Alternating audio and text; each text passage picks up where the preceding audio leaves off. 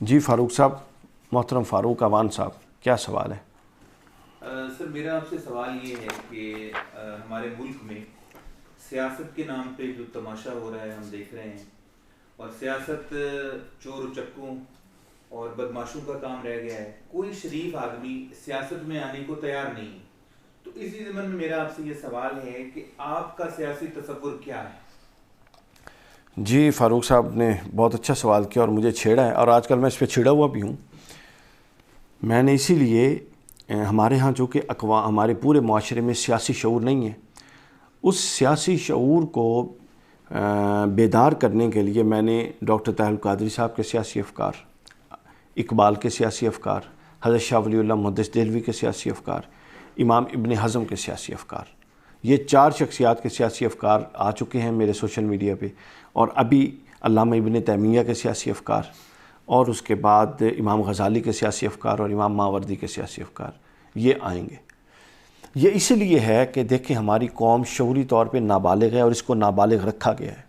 کیوں نابالغ رکھا گیا ہے؟ ہمارے ہاں جب سے یہ ٹیکہ آ گیا نا، غیر اسلامی سیاست، غیر سیاسی اسلام کا ٹیکہ آ گیا، اور لوگوں کو بالکل ایک مرد کو جب آپ غیر نامرد بنانا ہو نا، تو اس کا مطلب ہے اس کے اندر سے سیاست نکال دیں.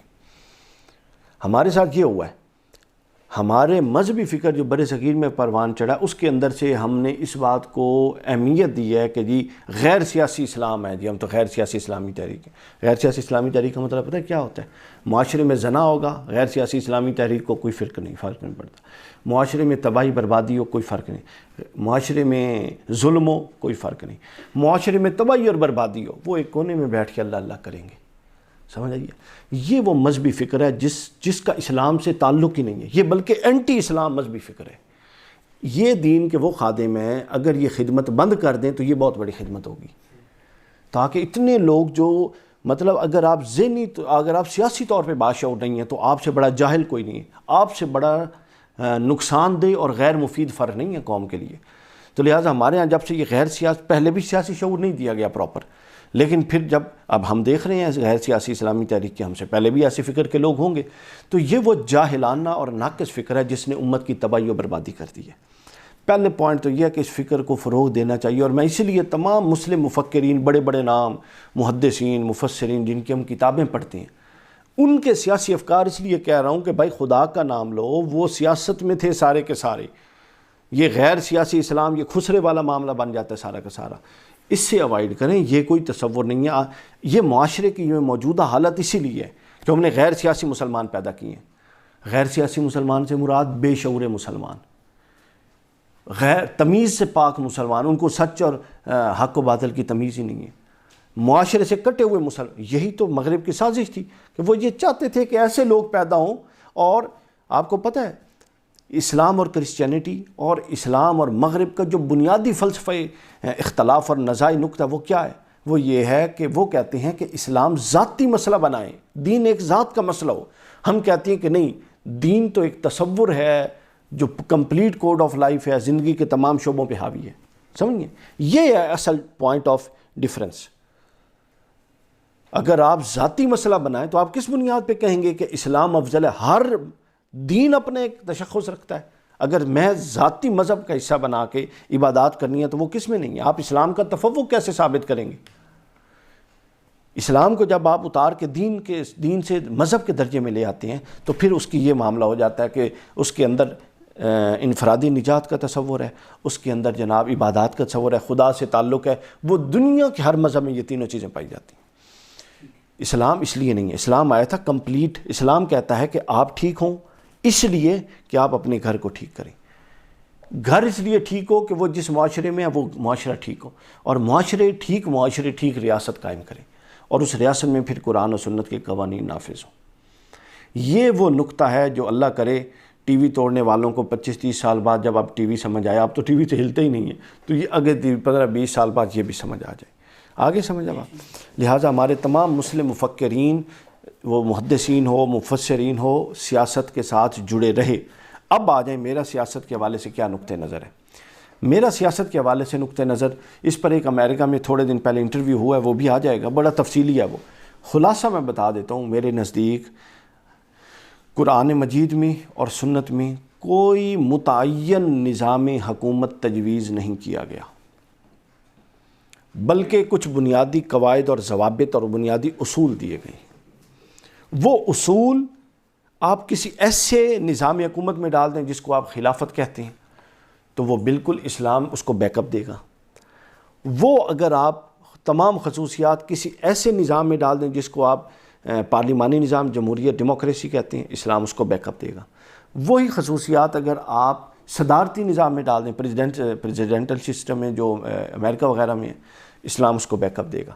تو اسلام کا کوئی متعین سسٹم نہیں ہے کہ یہ کرنا ہے آپ نے اور یہ اسلامی حکومت ہے اور یہ اسلامی نظام ہے۔ ہمارے ہاں مسئلہ ہی ہے، اس نقطے کو کوئی نہیں سمجھا، بلکہ اسلام نے روح دے دی اور اسلام نے بنیادی چیز دے دی اور کہا اس بنیادی تصور کو مد نظر رکھتے ہوئے حکومت سازی کرو، یہ چیزیں موجود ہوں۔ اور وہ کیا ہیں؟ ان میں سب سے بڑی جو اساس ہے وہ ہے وَأَمْرُهُمْ شُورَى بَيْنَهُمْ، وَأَمْرُهُمْ شُورَى بَيْنَهُمْ، مشاورت کے ساتھ ہوگا کام جو بھی ہوگا۔ یہ نہیں کہ ایک بندہ اٹھے اور اپنی عقل کل پہ فیصلہ کر لے، ایسا نہیں۔ وہ خلافت راشدہ اب ایک فرد تھا، حالانکہ سامنے خلیفہ جس کو مس کوڈ بھی کرتے ہیں لوگ، ڈکٹیٹرشپ نہیں تھی، بلکہ اس فرد کے نیچے پوری شورا تھی، پھر اس کے نیچے ووٹ آف کانفیڈنس تھا جس کو اس دور میں بیعت کہتے تھے، تب وہ منعقد ہوتی تھی۔ اب میں آگے بتاتا ہوں جو 4-5 اصول بتائے ہیں، وہ اصول شامل ہوں تو وہ خلافت راشدہ ہے۔ اور حضرت امام حسن اور حضرت علی کے بعد ظاہراً ایک ہی شخص تھا نا خلیفہ، لیکن وہ اصول نکل گئے تو اس کو ہم خلافت نہیں کہتے راشدہ۔ آئی سمجھ؟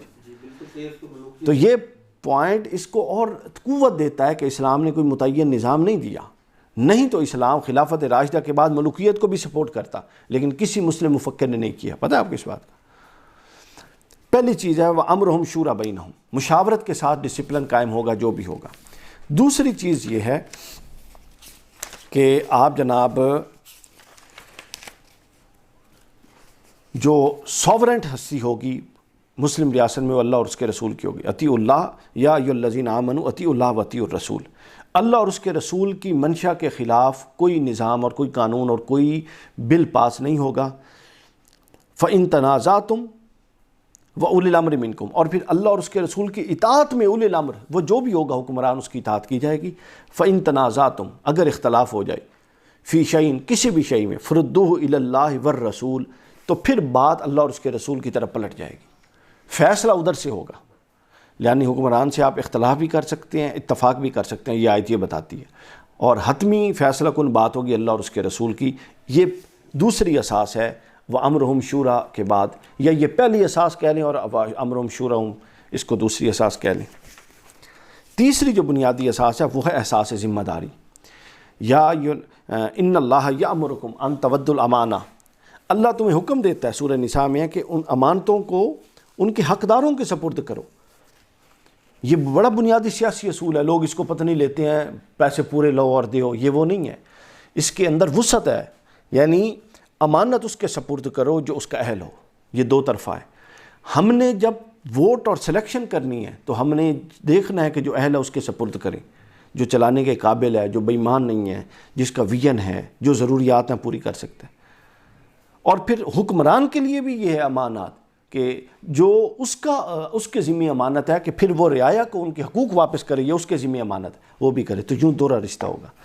تو اگلی چیز یہ ہو گئی کہ یا ایھا الذین آمنوا ان تودوا الامانات الی اہلھا، جو اس کے اہل ہیں ان کو امانتیں واپس کرو۔ اور آگے فرمایا وَإِذَا حَكَمْتُمْ بَيْنَ النَّاسِ ان تحکموا بالعدل۔ اگلا جو اسلام نے رکن دے دیا وہ یہ دے دیا، پہلا میں نے بتایا کیا تھا، اطیعوا اللہ واطیعوا الرسول، دوسرا کیا تھا، شورا، مشاورت، تیسرا تھا امانت، چوتھا ہے ان تحکموا بالعدل، عدل کے ساتھ نظام عدل قائم ہو۔ ابھی ابن حزم کے تسلسل سے ہم چل رہے ہیں۔ ابن حزم نے کہا، ابھی آئے گا وہ لیکچر، ابھی یوٹیوب پہ نہیں ہے، آن ایئر ہوا۔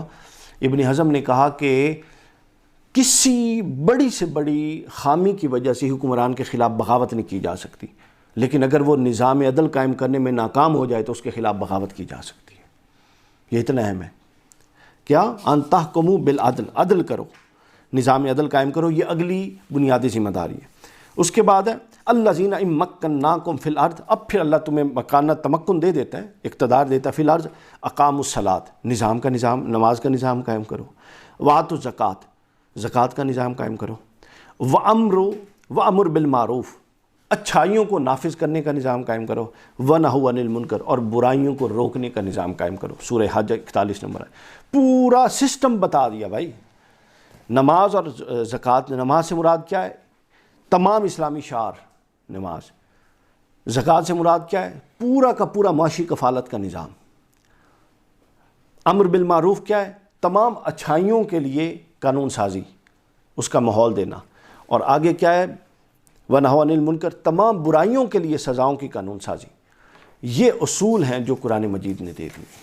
یہ اصول اگر پائے جائیں گے اس میں اپنا خلافت میں تو اسلامی حکومت تصور ہوگی، جمہوریت میں تو اسلامی حکومت تصور ہوگی، صدارتی نظام میں تو اسلامی حکومت تصور ہوگی، شرعی نظام میں تو اسلامی حکومت تصور ہوگی۔ جب یہ 5 اس کے اندر سے چیزیں نکال دی جائیں گی، وہ چاہے خلافت ہو، جمہوریت ہو، وہ غیر اسلامی اور وہ ظلم اور بغاوت کی حکومت تصور ہوگی۔ یہ ہے قرآن مجید کے حوالے سے میرا تصور، یعنی حکومت سازی کا تصور کوئی متعین نہیں ہے۔ اچھا، اس سے ریلیونٹ ایک میرا کوشچن یہ ہے، جی جی، آپ نے سیاست اور مذہب کا بڑا خوبصورت امتزاج بیان کیا ہے۔ آج کل ایک بڑی عام ٹرم یوز ہوتی ہے کہ سیاست کے لیے مذہب کو استعمال کیا جا رہا ہے، اس کے اوپر بڑا نیگیٹو پروپیگنڈا بھی ہوتا ہے، تو آپ اس حوالے سے کیا کہتے ہیں؟ یہ بڑا زبردست اہم سوال ہے۔ دیکھیے، یہ وہی ہے، وہیں سے شروع کریں جہاں سے میں نے بات شروع کی۔ جب آپ سیاسی شعور کما کو لوگوں کو نہیں دیں گے، ٹھیک ہے، اور مذہب مس یوز ہو کے جذباتیت کے لیے استعمال ہو رہا ہوگا، تو اب کیا ہے؟ سیاست بھی اپنی جگہ پہ نہیں کھڑی، جو سیاسی شعور چاہیے تھا وہ بھی نہیں، اور مذہب بھی اپنی جگہ پہ نہیں کھڑا، جو مذہبی شعور چاہیے تھا وہ بھی نہیں۔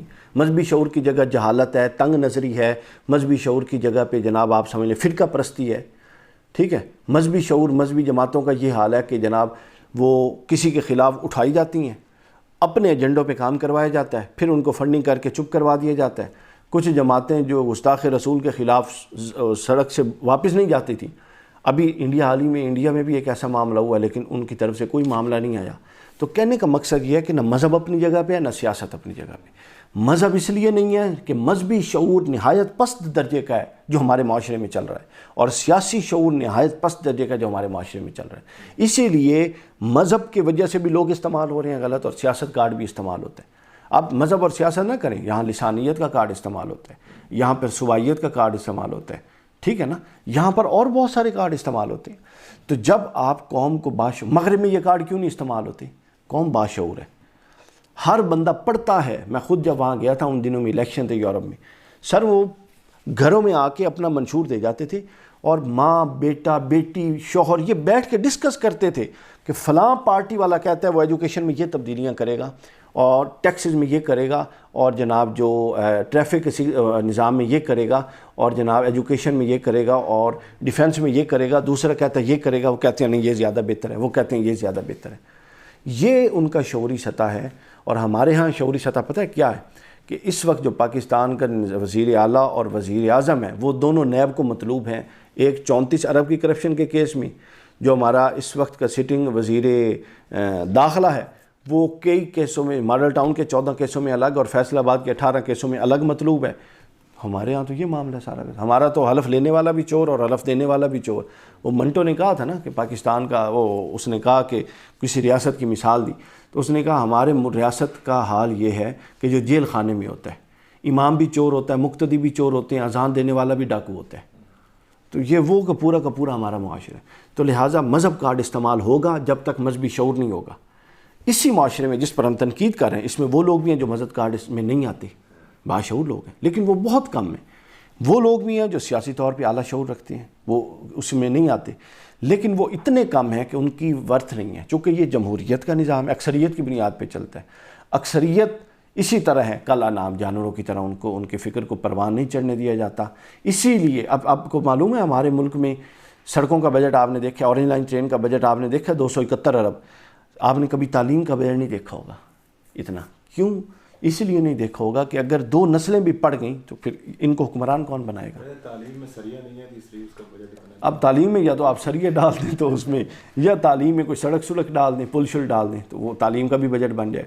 تو مقصد یہ ہے کہ ہمارے ہاں نہ مذہب کی صحیح علمی سطح اور علمی بنیادوں پر، علمی خطوط پر استوار کر کے تربیت کی گئی، اور نہ سیاست کی علمی خطوط پر استوار کر کے تربیت کی گئی۔ مذہب کو جاگیرداروں کے ہاتھ میں رکھا گیا اور سیاست کو جاگیرداروں کے ہاتھ میں رکھا اور مذہب کو جہلاء کو دے دیا گیا، تنگ نظروں لوگوں کو دے دیا گیا، فرقہ پرستوں کو دے دیا گیا۔ اب کیا ہوا؟ اچھا اب علماء اور ہزاروں ایسے ہیں جو فرقہ پرست نہیں ہیں، جس بھی مکتب فکر سے ہوں، سیاسی شعور رکھنے والے بھی ایسے ہیں، لیکن آپ دیکھیں گے ایسے لوگوں کی کبھی پذیرائی نہیں ہوگی، سمجھ آئیے؟ اس لیے نہیں ہوگی کہ ہمارا نظام جو ہے وہ ایسے لوگوں کو جگہ نہیں دیتا۔ تو جب تک سیاسی شعور کے لیے باقاعدہ مطلب 2 نسلیں کوشش نہیں کریں گی اور مذہبی شعور کے لیے 2 نسلیں کوشش نہیں کریں گی، اس وقت تک یہ چیزیں بہتر نہیں ہوں گی۔ اچھا، آپ مذہبی فرقہ پرستی کے اوپر بڑا لمبا چوڑا لیکچر آپ نے پہلے بھی 2-3 میں نے سنے، آپ سیاسی شدت پسندی کے اوپر بھی کبھی بات کریں؟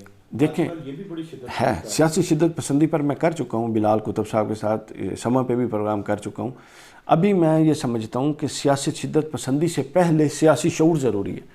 بھائی 10 تو ہم ایسے اپنا باریش اور اچھے سادہ مسلمانوں سے ملتے ہیں جن سے سیاسی، وہ کہیں گے ہمارا تو کام ہی نہیں ہے سیاست، ہم نے تو نماز پڑھنی ہے، 5 وقت کی مزدوری کرنی ہے اور سو جانا ہے۔